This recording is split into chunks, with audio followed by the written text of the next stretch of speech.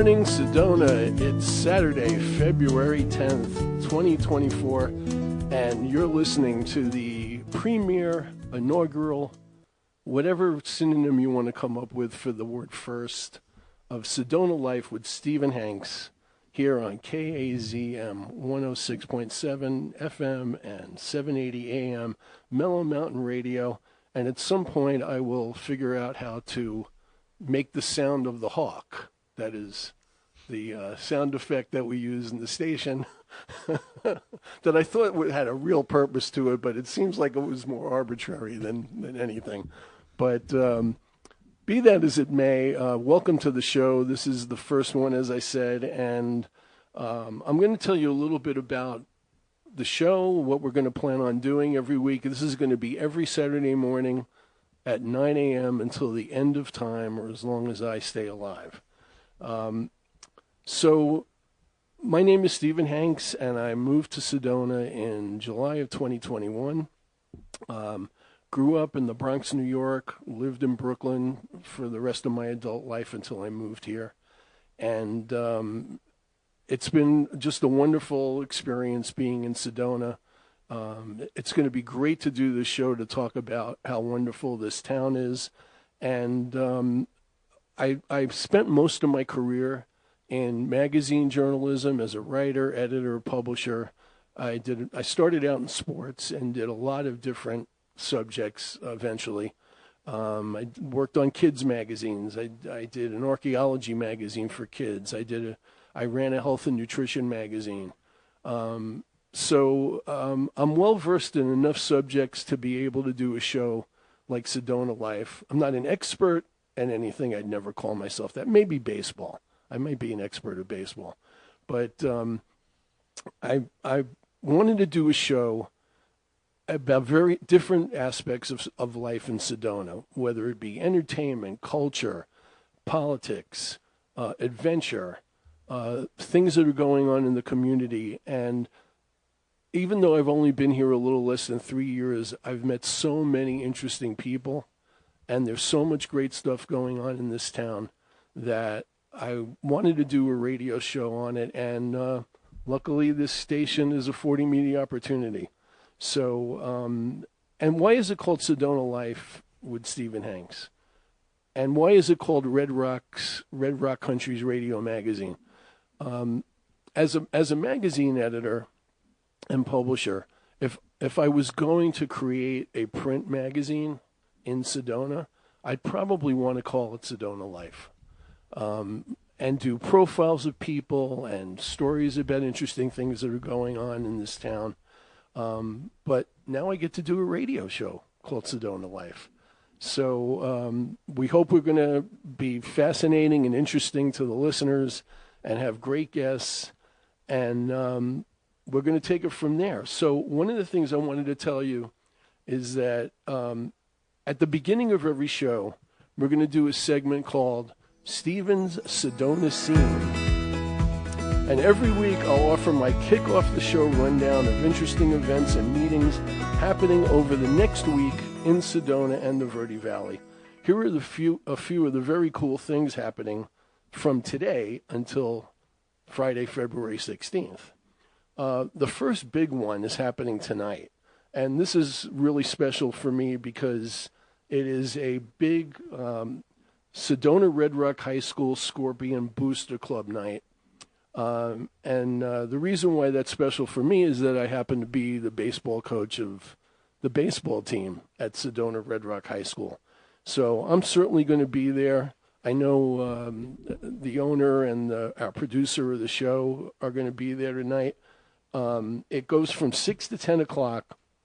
It's a $50 ticket. You can still get tickets to this by going to scorpionboosterclub.com. They're going to have a silent auction. They're going to have a cash bar. There'll be entertainment and appetizers. And all of the money goes to programs and sports that are going on for the 6th to 12th graders at Red Rock High School. So you should definitely try to check that out if you don't have plans this evening. And that's going to be at the Sedona Performing Arts Center on 9095 Upper Red Rock Loop Road. Also at the Sedona Performing Arts Center tomorrow night, Sunday, February 11th, at 3 p.m., the Chamber Music Sedona will present The Art of the Piano Quartet. And for tickets to that, you can go to chambermusicsedona.org. On Wednesday, February 14th, and actually every Wednesday morning, the Sedona Referrals Club meets at the Red Rock Cafe in the village of Oak Creek from 7 to 8:30 a.m. If you want to find out how you can be a member of that club, message the club on their Facebook page, Sedona Referrals Club on Facebook. To celebrate Black History Month, all this month, the Sedona Arts Center, in partnership with the ASU Center for the Study of Race and Democracy, is presenting the program Vision and Sound. It's an African-American experience, which is an immersive program featuring the work of African-American artists and advocates. The Sedona Arts Center in Uptown Sedona is at 15 Art Barn Road and is open Monday through Saturday, 10 a.m. to 5 p.m., and Sunday, 12 p.m. to 5 p.m. At the Sedona Public Library in West Sedona, through March 2nd, happening right now, is the 29th annual Red Rock Quilters Quilt Show. Try to say that 5 times fast. So you should check that out. And, of course, there are the regular music programs at Soundbites Grill, located at the shops at Pinion Point in West Sedona, and a slew of terrific films at the Sedona International Film Festival on Route 89A. And speaking of the film festival, my special guest on next week's Sedona Life with Stephen Hanks will be the film festival's executive director, Patrick Swice, to tell us all about what we can expect at the 30th annual festival, which runs for 9 days, beginning on February 24th. But now I want to talk about my guest for my very first show this morning.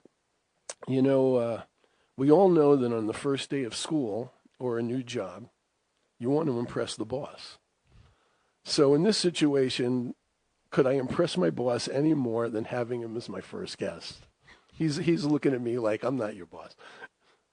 Chuck Helstein is the new owner, general manager, and program director of KAZM 106.7 FM and 780 AM, which is now called Mellow Mountain Radio. Chuck purchased the station last October from Tabak Broadcasting, the Tabak family having owned the station for almost 50 years. Chuck has changed the music format to adult contemporary yacht rock oldies from the 70s and 80s, and has programmed a growing list of hosted shows like this one that we all hope will interest listeners all through Sedona and the Verde Valley. Chuck, it's great having you as the first guest on Sedona Life with Stephen Hanks. Pleasure's all mine, my friend. Okay, so I want to tell you, my wife always says this to me, and she will henceforth be known as the woman warrior. Okay. When I mention her on the show, it's going to be the woman warrior. That's fair. Okay. Her name is B. The 3 things she says you should never start or invest in are a magazine, a Broadway show, whether it's off or on Broadway, and a restaurant or bar. We've actually done 2 of those 3. Nice. The magazine and the show. All right. I don't know if the restaurant's ever going to happen. But I don't know. I might want to add a small town radio station to that list. So tell me, what the heck possessed you to decide to buy? First tell us where you're from a little bit, and then what possessed you to decide to buy this radio station? It's a good and valid question, my friend. I'm originally from Syracuse, New York. Moved out to Arizona probably when I was in my early 20s. Let's call it maybe 22 to 24, somewhere in that area. My parents had retired out here. I had a sister that lived out here. And so I said, there's not a whole lot left for me in Syracuse. A lot of my friends had kind of moved on, went to some prestigious colleges. That wasn't my path. So I was kind of lost for a while, right? I didn't know where to go, what to do. So I said, you know what? I'll go out to Arizona and we'll kind of start fresh. Literally one of the best decisions I've ever made. It turns out I really like Arizona. I super appreciate the vibe out here. You're been in New York, you're a New Yorker, right? Right. My whole life. Yep. there's a certain hustle and kind of chaos in New York that you just don't feel out here. So I really do appreciate kind of the more laid back approach to things. It kind of suits my personality a little bit better, right? I'm really not that high strung of an individual, but in New York you kind of have to be. So kind of coming back to the question about the station, right? Well, let me interrupt you for go one ahead. second. The thing about being laid back and not high strung, how can you have that personality and deal with the intense work that it takes to put something like this together, which is almost like a startup? I mean, you bought a station, but you're treating it like it's almost a startup. Yeah, I mean, we had to for a lot of reasons. It wasn't the initial intent, right? In my infinite wisdom, I was like, cool, we can just go take the station and we can kind of retool it and make it better. It wasn't until I really got in and started looking through the wiring schemes and really seeing what was going on that I recognized we had some significant work ahead of us. But, this is a labor of love or a passion project for myself. So I totally relate to that. people seeing me sit here laying under desks, pulling out piles of wires and copper, they're like, why would you do this? It's kind of zen for me. Like it's fine. I don't mind it. I can do that for hours at a clip. So it's what you're really passionate about. There's been a couple things in my life I'm passionate about. Radio has been one of the constants, though. And so I'm really just blessed and lucky that I had the opportunity to kind of fall into this, and the cards aligned right, and I was able to make it happen. Yeah. Now I know you're living in Phoenix, right? North Phoenix, yeah. North Phoenix. So you're making a trip like constantly back and forth. How's that going? Generally speaking, it's not as bad as people would think, at least not from my perspective, right? I worked at GoDaddy for many years down in Phoenix, right? And I still lived in North Phoenix, and I'd have to get out to like Warner Road in the 10. So for those of you that aren't familiar with the streets I'm talking about, that's still a solid 45-minute, 50-minute drive. Right. I did that every day, day in, day out for like a decade. So you're talking about adding, another 15 minutes? Yeah. It's not really a huge. I mean, deal I for know me. what you're talking about because I play baseball up in Scottsdale. Yeah. And sometimes those games are at 9 o'clock on Sunday morning, so I have to be up at 6 and make that drive and then come back and. I'm one of those people, oddly enough, and Ryan, our producer, may even be able to kind of chuckle at this. If you drive with me, I kind of enjoy driving. I might get a little high-strung. There's still a little New Yorker in me, right? So if you're in the left lane driving slow, we might have a small issue. But aside from that, I enjoy it. It's quiet time. I can reflect in the car. I don't mind it at all, man. Yeah. So what did you feel were the biggest challenges once you got the station and you got in, you saw the physical space and you looked at the programming? What was your strategy in structuring this? My initial strategy, like I said, was just to kind of shoehorn some things in, but I recognized a couple of things really early on. One, I felt that the community of Sedona needed something better. Something a little bit more of a shining light or a beacon that kind of people could flock to and have it kind of be the center point for them. I recognized that the technology we were leveraging was severely hampering our ability to reach the people that we wanted to reach. There wasn't an easy way to access a stream and just listen on the internet. The FM signal didn't sound the way I thought it should sound. So I had to pretty quickly pivot and say, okay, we need to foundationally rebuild this in a way that can carry us forward for another 10, 15, 20 years. Yeah. So I had to spend a lot of time just kind of deep in the weeds. That's why, from like a public-facing perspective, you didn't hear a whole lot about us those couple months. I would call it we were back in the lab, kind of cooking up the skills and the technology needed to be able to drive it forward. Right. Now, you deal with a lot when you're in radio these days, you're dealing with so much competition for people's attention.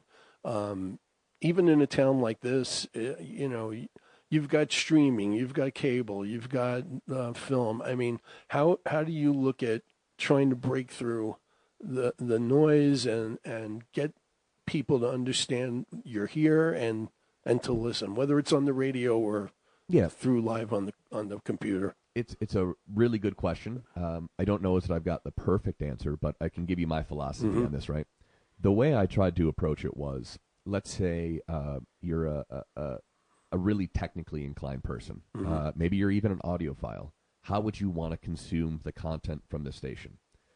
Let's say you're just someone that happens to like sports and you're used to listening to it on AM radio. Mm-hmm. How can I improve that experience for you? And I kind of went through every one of these verticals of my potential customers and thought, how can I improve the experience for them? In the end, it really came back to making it easily accessible and making it sound as good as we can. Now, for those of you that listened during the transition, we failed a lot in making it sound as good as it could. But those were sign of the growing pains we needed to go through and some of the testing we needed to go through for this future compliant state. And so now we really just focus on ease of use. That's really where we're spending our time on refinement and quality of sound. So like I mentioned, old school days, you'd click on the website and you'd have to kind of click another link and then another link and then another link. And you still weren't even where you could hear the music yet. I simplified that to literally 2 clicks. You're on our site, listen now, away you go. If you're in a Tesla, for example, I had to overcome kind of some of those challenges. Right. How do I get to those people? There's not AM radios in their car. They don't have internet to be able to just type in mellowmountainradio.com. How are they going to find us? So we went to the App Store. They have an application called TuneIn. If you've got TuneIn on your Tesla, search for Mellow. We're the number one that's search, cool. and you'll be good to go. We put some processing power behind the FM, so if you're local within Sedona, it sounds super good now. And we're in process of still fortifying our AM signal, making it sound better, making the reach more stable. So literally it was about making it easy for people to consume and then kind of refortifying what we've already got and making it sound as clean and professional as we possibly can.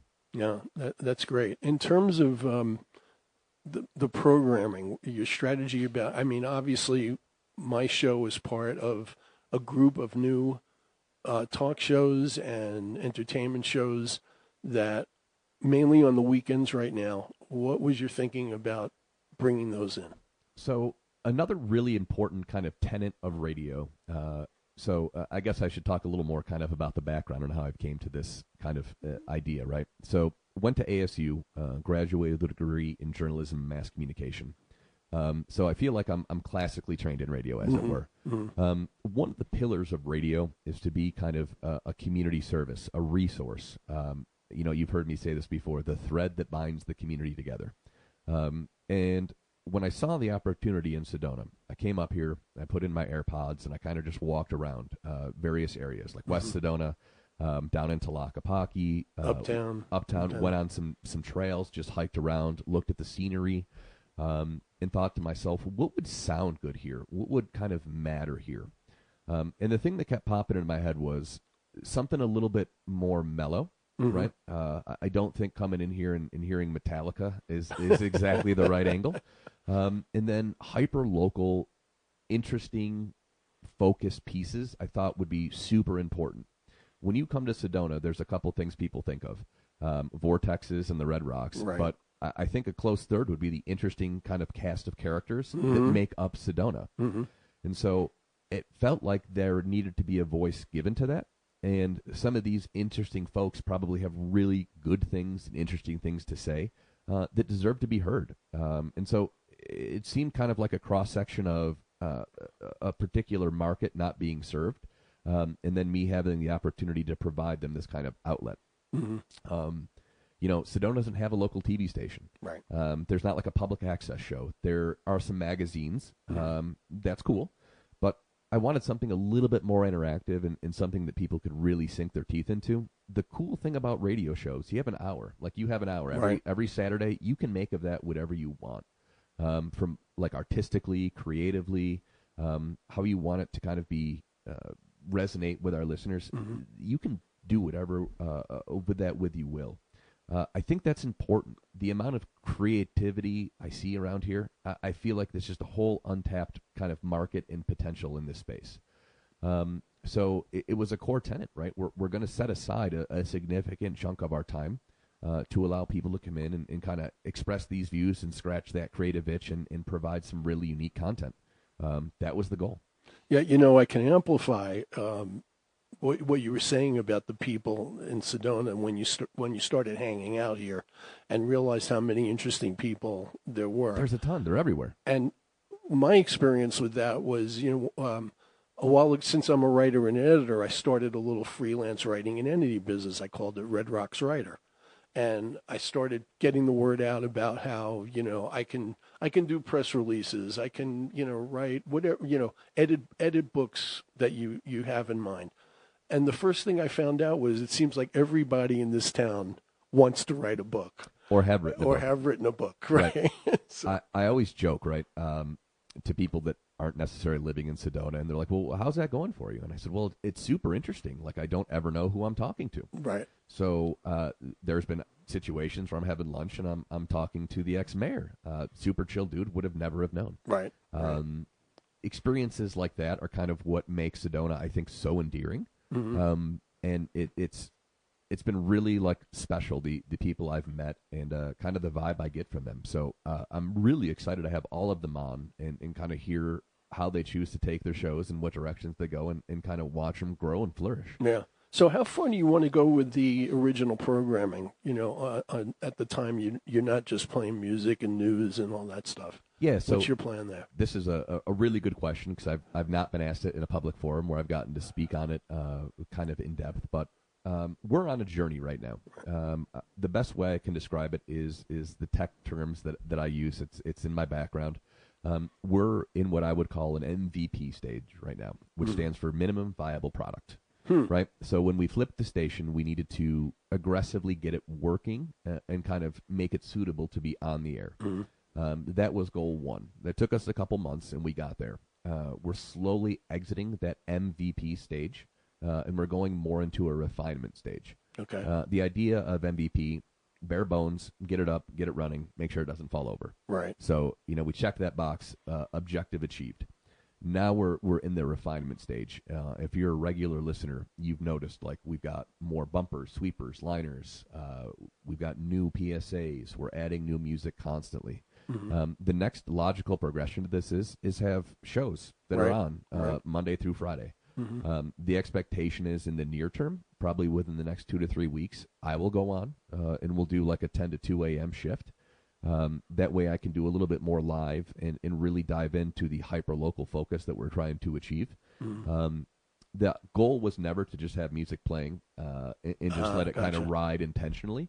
It needed to be that way for a time to let us kind of cross these technology Rubicons and get to a healthier spot.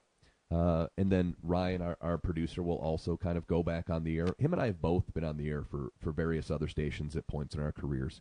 So we're going to kind of fall back to a more traditional, we'll kind of pop in for 30 seconds or so in between songs, let you know if there's been an accident, let you know if there's something really cool going on, or just kind of generally have a chat with you, right? Try to bring a little levity to people's days here in Sedona. We're in talks right now with various morning shows. The unique part about this is I want to do it right. Sedona is such a unique place, and northern Arizona itself is such a unique place. I don't think we deserve just your random syndicated, hey, did you watch the Grammys yesterday? How was that? It was great. We saw, Taylor Swift. That's interesting, but I think we can do a little bit better. And so I guess while I've got people here, the thing I would ask is, have a little bit of patience. It takes time to find good and appropriate content, and we don't want to rush it just to say we have a morning show. That's kind of not the spirit of how I'm trying to do things. I'd rather take the time and do it right. Right. So hopefully soon I'll be able to kind of land on that and be able to announce that to the folks, but certainly imminent, right? The other part of that was getting the weekend shows up and running and making sure we had that hyper-local content from these amazing creative people we have here in Sedona and northern Arizona. So we're more or less crossed that Rubicon as well. Mm-hmm. So now it's time to kind of take the next series of steps. So when you talk about adding morning shows, are you talking about 5-day-a-week shows? Yep. Would they be original shows hosted by people here, or are they syndicated, or how would that work? Not that I'm auditioning for that. Yeah, it's a really good question. The thing with morning shows is, and the thing with radio, I think in general, it sounds easier than it really is. The amount of prep work that is even required for a daily show is probably a solid 2-3 hours.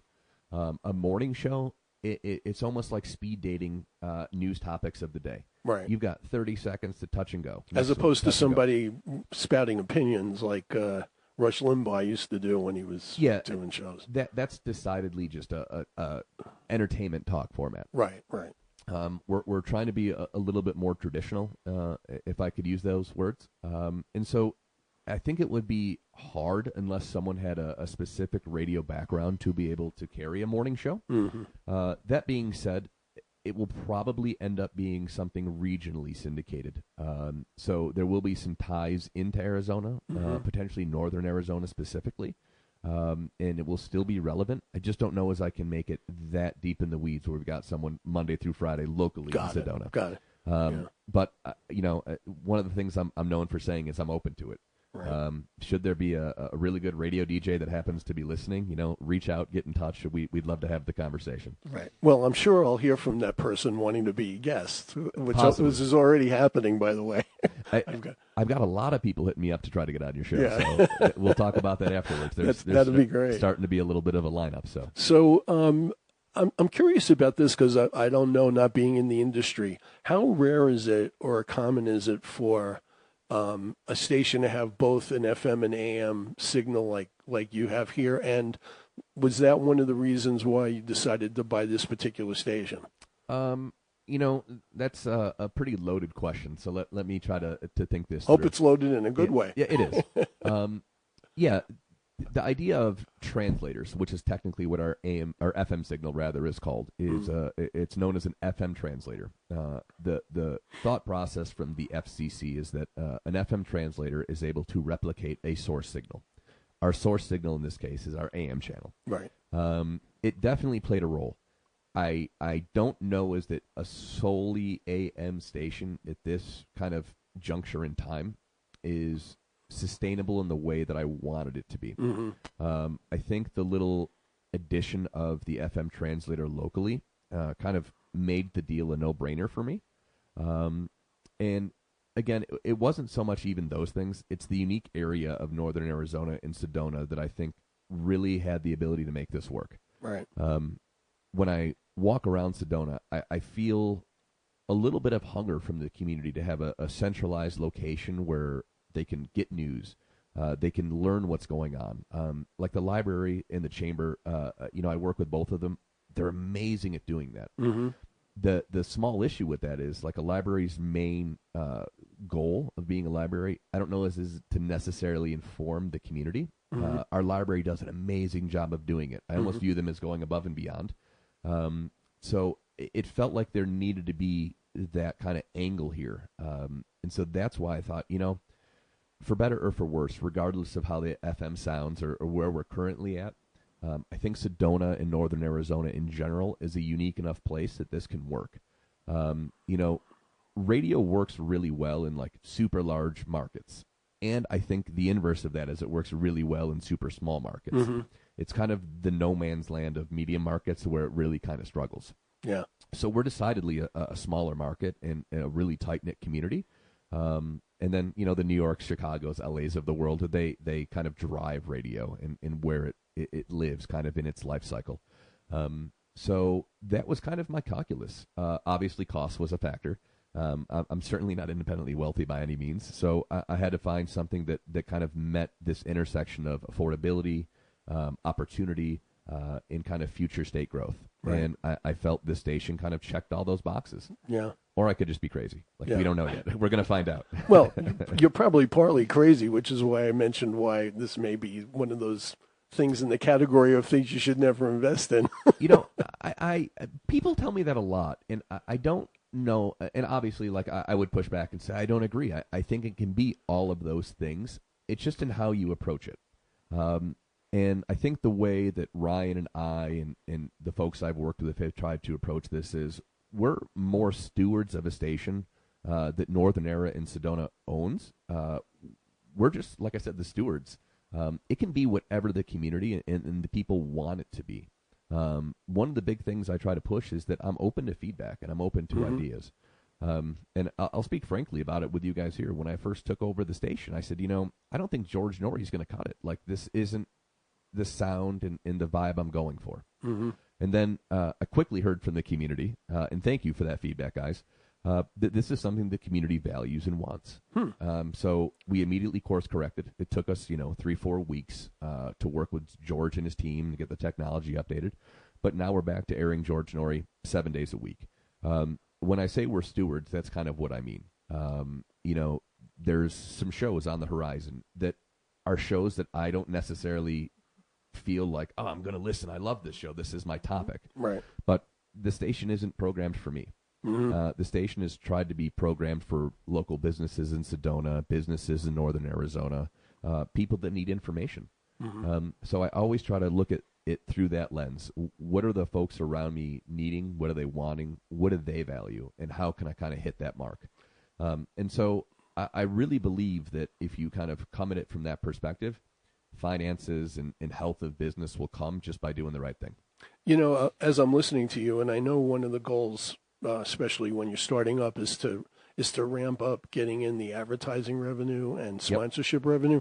And what I'm hearing from you is pretty much probably what you would pitch when you talk to people to get them in the show. And one of the things that I think the listeners would be interested to know, especially outside of Sedona, is what the actual signal reach of the station is, because it's not just West Sedona and maybe the village. It goes beyond that, right? Yeah. So our FM, now that we've made some tweaks to it, covers more or less all of Sedona. Like, we can go out to the visitor center, we still hear it pretty loud and clear.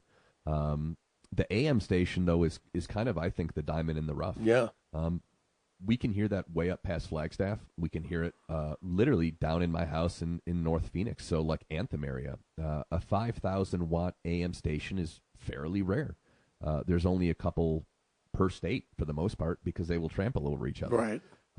So foundationally speaking, I still think that's pretty valid.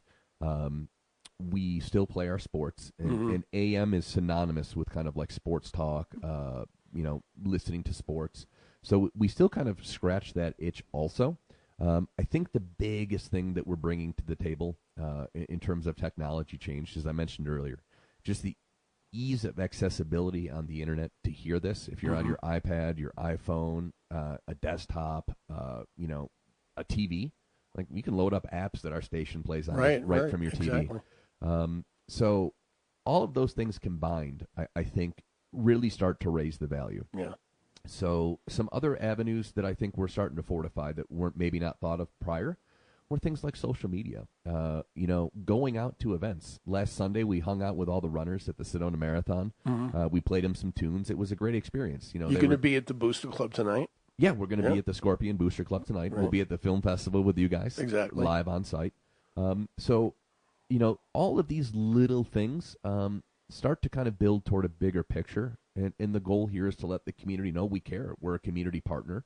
And, if there's a big event, we want to be there for you guys. Yeah. And we almost want to kind of create that. If you see us there, it's something maybe worth going to. Yeah. So, we're starting to work with the yoga festival coming up. Like we mentioned, the film festival. We want to hook in kind of with all of these events and kind of be that foundational player, as it were, right? Yeah. We'll use baseball terminology. We want to be the shortstop, right? We want to be the center of kind of that baseball diamond. Strong up the middle. Yeah, that's Strong right. That's right. So, that's where we're taking it. And the AM is a strong component of that. I love hearing you talk about AM, because one of the things that I'm going to love about doing this and knowing that it's on an AM station is that I'm in the age group that grew up on AM radio. I'm old enough to remember listening to shows on my transistor. Sure. Not that I want to age myself. It's all good. I remember that too. It was different because I had other options, but I still predate the internet. Yeah. Right. And so it's still, I'm in a unique position because I've almost seen both sides of the coin, right? I've got a kid. He's 9 years old. He's deep in technology these days. Right. Of course, they all are. So I can see where the kind of future's going, but I can see the past. I remember getting CDs or floppy disks with like CompuServe to try to get online, and I'd get a phone call and I'd freak out because there goes my connection. Did you ever have 8-tracks? So was that before your time? 8-tracks were before my time, but what I will tell you is going to school for radio, I got to learn kind of all of that. So I'm proficient with reel-to-reels and literally wax pens and tape and cutting with a razor blade. So the history of radio is also something that's important to me. One of the things I've talked about a lot is when I think of the Tabaks and when Joe Tabak, the original founder of the station, architected this. I don't ever speak to the content or the man, but I can speak to the engineering. He was a very adept and proficient radio operator. And so as I kind of went through and reverse engineered and deconstructed everything, I came to really get a deep sense of appreciation for the history of the station and kind of where it's been, and almost a feeling of responsibility to try to move it forward responsibly and in a way that was impactful to the community. Yeah. So, yeah, it's an interesting question. I don't think AM is as dead as people say it is. You'll hear some PSAs on the station. I think AM at its core is still meant to be an impactful kind of emergency community-based thing. The internet's not always stable in bad weather. TV, depending on how you get it, can falter. AM is such an old and rock-solid technology. Yeah. It doesn't matter. There could be 10 pounds of ice on our lines. There could be blowing winds, and it's still going to be there. So at its foundation, it still works as an emergency service at its very minimum. It's still, like I said, known for talk. George Norrie on an AM station, in retrospect, now that I'm here, makes 1,000% sense. Yeah. Shame on me for not recognizing it sooner, right? Well, it's great to know that you're getting feedback, from the community about no matter what it is. I welcome it all. It's odd. I actually take probably an inordinate amount of time responding to people, and it's not like a contentious response. It's like, here's our intentions. Bear with us a little bit. We're trying to get there. We're trying to land a plane without a landing strip, effectively. And so by there's the way, some bumpy landings, right? This may be a small town, but the people have opinions here. People have opinions everywhere. And they're not afraid to express it. And I'm not afraid to receive the feedback, brother. I welcome it. Again, as a steward of a station, not to be corny, I view that kind of as my job to fetter through that and make appropriate decisions. Now, everyone can call and say, we hate this, we hate this. Like, I get it. Change is difficult. I don't like the music. You play too much music. I can understand that. There's some time in the future coming where it won't be as heavily music-oriented. We'll have additional content to kind of fill in some of those spots, maybe not make it seem quite as repetitive. I like to fashion myself as a little bit of a realist. So I would argue no one knows the flaws of the station as it exists today better than myself. Right. And, as someone that comes from a performance background, you're probably your harshest critic. Yep. So there's a million things I would like to go out, leave the studio right now and fix. But it's an order of operations issue. You can't put the cart before the horse, so to speak. So we're still kind of working through some of that minutia. It's only been 65 days since we took over. Right. So I would argue we are going at a very fast clip, and we've got a ton done, and we still got a ton more to go. So keep it locked as we go forward. There'll be more changes coming. So we were talking about AM is very nostalgic that we were about and how strong the signal is. Let's talk about a technology in radio that's a little bit more recent that you kind of all radio stations have to deal with when they have AM and FM, and that's satellite. I have Sirius in the car, has a lot of shows that I like listening to. What's your feeling about that, and how I don't know if compete with them is the right word, but what's your feeling about dealing with that in the space? So it's interesting. This may be I'm going to be kind of at the intersection of unpopular opinions in radio, but maybe popular opinion publicly. This could be a segment. It could be, right? I got no problem with satellite radio. I have satellite radio in my Jeep. I listen to it often. I think of it kind of like old school HBO. You're going to pay for a product that is unfiltered, unrestricted, and you're going to hear some things that may be a little bit more dicey that terrestrial radio can't cover. But I don't view it as competition. I'm actually thankful it's there because it provides people such as yourself who are creating content, additional outlets and revenue streams. So, I think Sirius XM and satellite radio in general is an amazing tool. If I was a truck driver, I couldn't think of a better thing to have in my car. Right. Now, is it going to provide you anything? But you're not getting it free. No, you're not. That's the difference. You're not getting it for free. And two, you can tune into that. You're not going to get any local news on Sedona, Northern Arizona. Right. You're not going to know what's going on traffic-wise, event-wise, the things that matter to the people here. So, yeah, if you want to go on a road trip, I think Sirius XM is going to be an amazing companion for you. Right. But where you kind of live and work, I don't know is that it still scratches or checks all those boxes, if you will. So, and I think it's a great technology. Like, I think terrestrial radio is learning a lot from satellite in terms of the potential and how it can operate. So I'm all for it. Yeah. We don't, I eventually plan to have sponsors on the show, and commercials will probably come in at some point. We don't have any today, although I'm now going to do sort of a commercial. First of all, the Ryan that you keep hearing referred to is Ryan Thompson, who's behind the glass, is the producer of the show, and has been a huge help to me getting this off the ground. You're doing a great job, Ryan. I appreciate that. Yeah. And Ryan and I talked about having little conversations in future shows. Yep. I like to break off, and we'll talk to the producer. You like to break the third wall, as it were. Because I've heard he has some weird personality quirks. I don't know. We talked the other day about how he kind of has gone viral on Instagram a few times. He's got an influencer presence in his past. I can tell you, I've known Ryan for, probably 20 years at this point. Oh, is that right? Over 20 years. Yeah. No wonder you got the job. I know. Ryan isn't even here as a job. He is like a trusted partner. That's great. Would be the way I would put it. We would not be nearly as successful or as far along as we are without him helping. Him and I are kind of like a yin and yang. We're very different people, but we complement each other really well. Oh, you need that for something like this, yeah. The skills he brings to the table are the skills that I'm frankly not good at. You wouldn't want me producing your show. I'd be serviceable, but Ryan is obviously above and beyond serviceable. He's really good at what he does, and so I can't heap enough praise on him. He's a core component of what makes Mellow Mountain Radio kind of continue to take. Yeah. Ryan, what's your biggest challenge so far since you came in here? It's just he the doesn't overhaul. have any. I know. Everything. It's just the overhaul, but it's this labor of love. Yeah. There's just so much work, and there's just so much stuff that we still want to do in the future, and just not enough time in a day to get it all done. Yeah. I mean, I really appreciate how kind of multifaceted you are in doing this.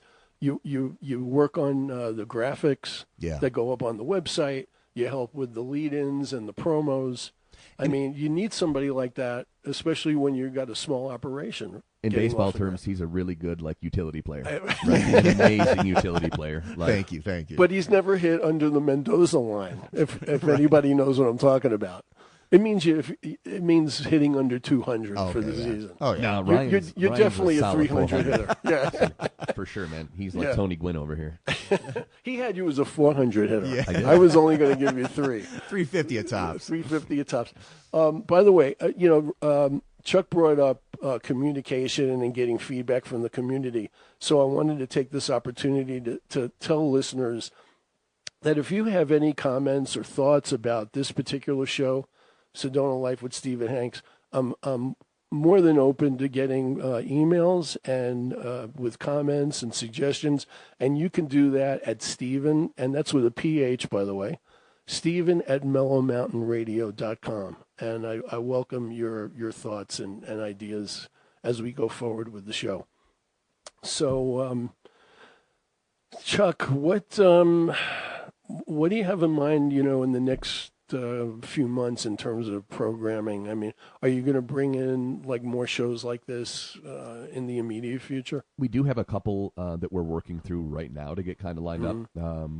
I don't know the names and exactly how they're going to be kind of framed yet, but we're definitely doing something with the Chamber of Commerce. They're going to be doing a weekly show where we do some business, local business highlights. Would that be a weekend or a weekday? That would still be a weekend. Okay. That one will probably be a little bit later in the day, maybe like an 11 a.m. start, maybe a 10 a.m. start, something like that.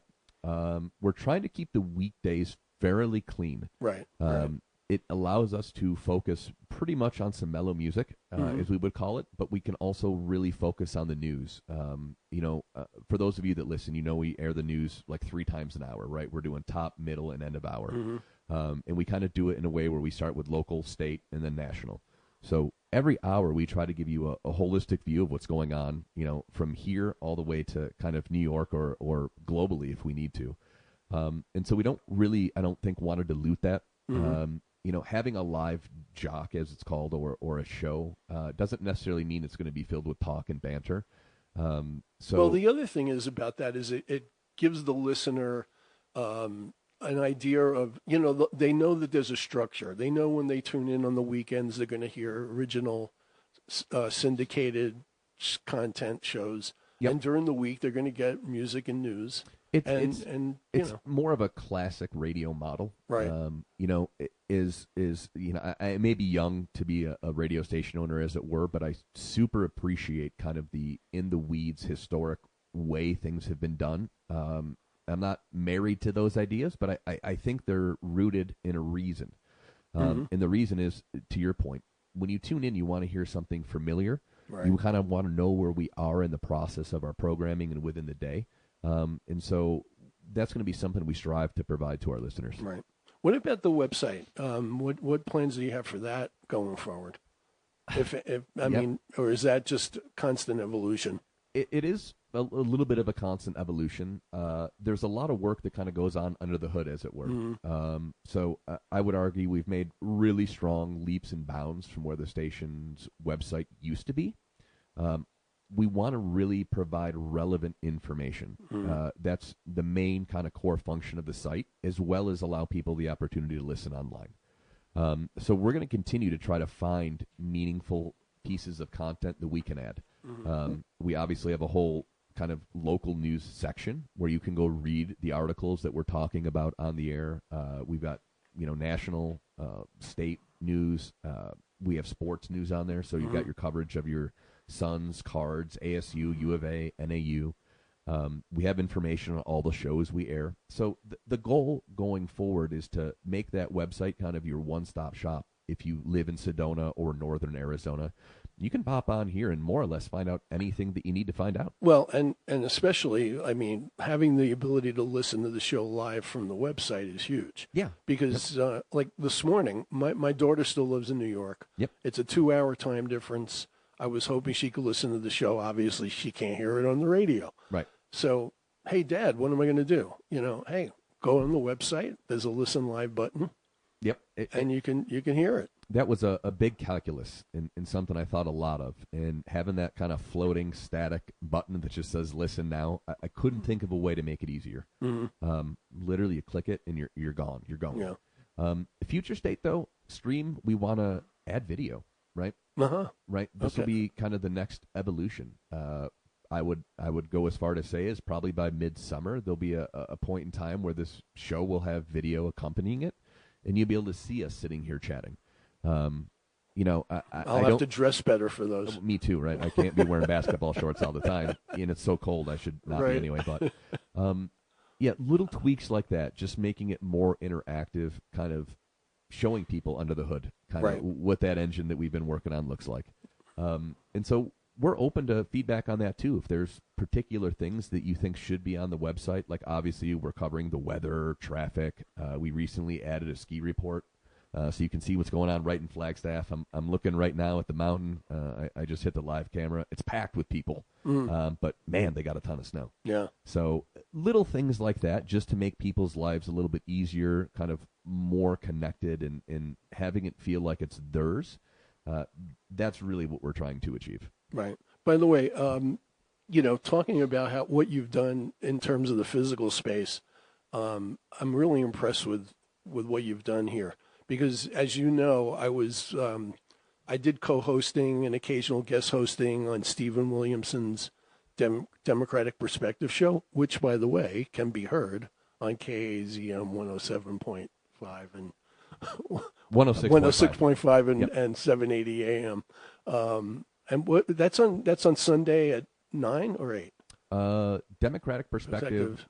Ryan, I'm going to lead you. 9 a.m. 8 a.m. 8 a.m. 8 a.m. to 9, Stephen Williamson's Democratic Perspective. So I used to co-host that show occasionally, and it was in the studio. And, you totally transformed it. I know, our listeners can't see it, but we're sitting at a really nice round table with beautiful leather chairs, and we'll be able to have shows down the road. At least I'll be able to bring in more than a couple of guests at one time. There's a couch here, so when we do video down the road, we'll be able to do that. It was a nice studio before, but it was like a real hardcore radio studio space. Well, it was really old school radio space. Radio spaces now look a lot more like this. It's a lot more kind of collaborative, less of I'm hiding here doing something, right? Is that because they intend to do video and they need to have it be that way? In a lot of cases. It's an interesting question, right? In Radio Land, everything has gotten so much smaller, more compact, more kind of movable. So these large-scale studios with huge boards and things like this are not required anymore. Right. So it's just a different time. So what we can do with the space is kind of directly correlated to these technology improvements that we're going through. Right. If we weren't doing that uplift, we wouldn't be able to kind of free up this space and make it more of a creative, collaborative space. Yeah.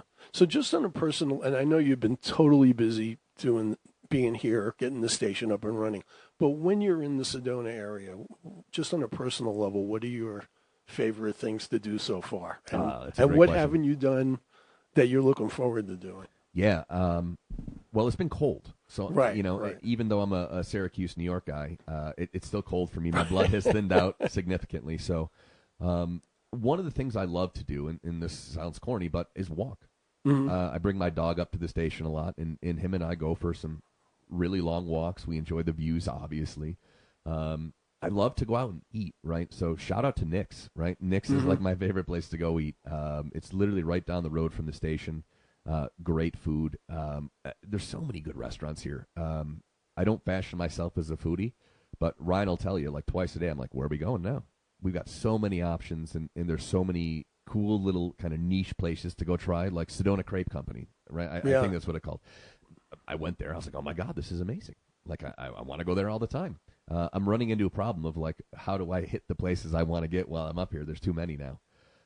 So definitely out eating. And then next thing is just vibing with people. I genuinely like the action of kind of being out, chatting with people, trying to figure out what they've got going on, and just learning all the events.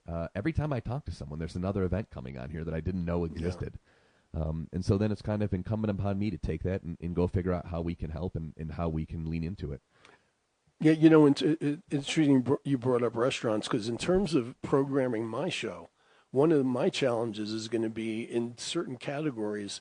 It's like, who do you decide you're going to have as a guest representing that category without neglecting other people that, you know what I mean? I do. The thing I would tell you is you got time.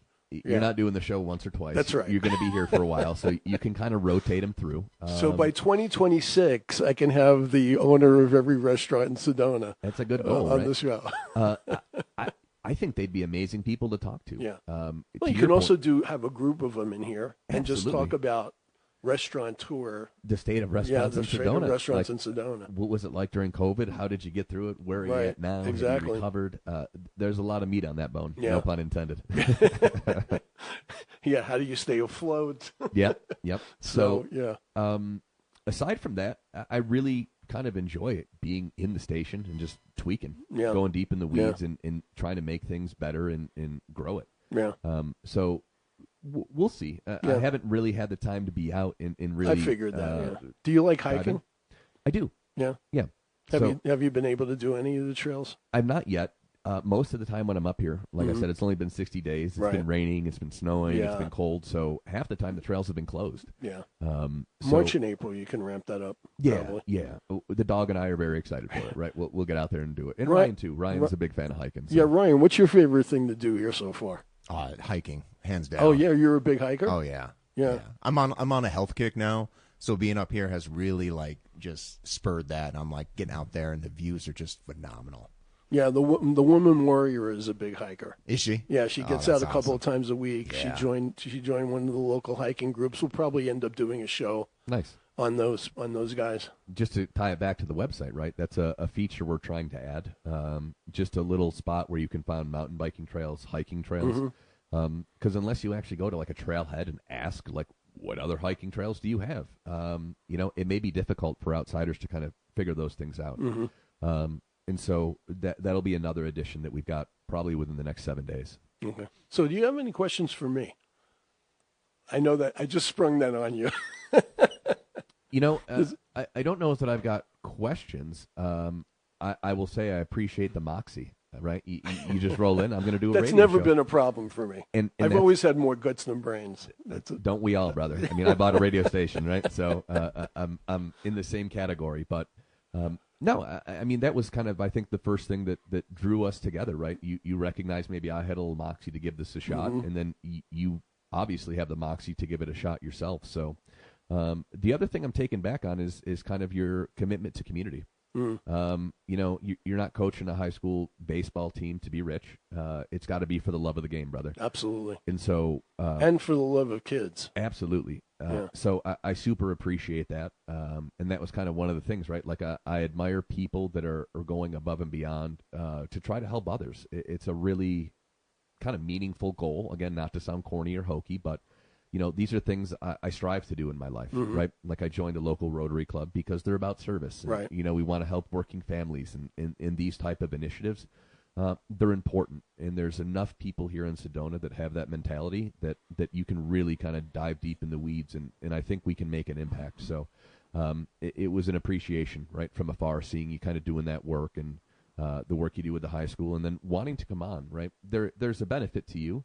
But I think you recognize the benefit to the people you're going to be interviewing and kind of giving them a spotlight and a shine. So, yeah, man, that's cool. I've always been, in my life, I've always been about doing things that are fun and not work. Even when I was doing work, as soon as a job, so to speak, became stressful, I wasn't into it anymore. Yep. So, so this is going to be fun. I mean, and I'm looking forward to the future and working with you. It was.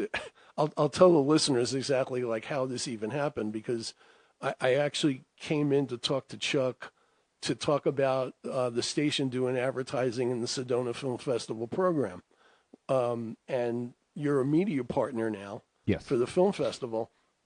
And by the end of that conversation, I walked out with a radio show. So that was a very productive. It was. If I'm that successful selling advertising for you, then that'll be really great. Hey, man, like I said, I would say real recognizes real. So you're a good dude. You're trying to do good work. So I know we're going to kind of cut out of here pretty quick, but I just want to give a quick shout out to Jonas.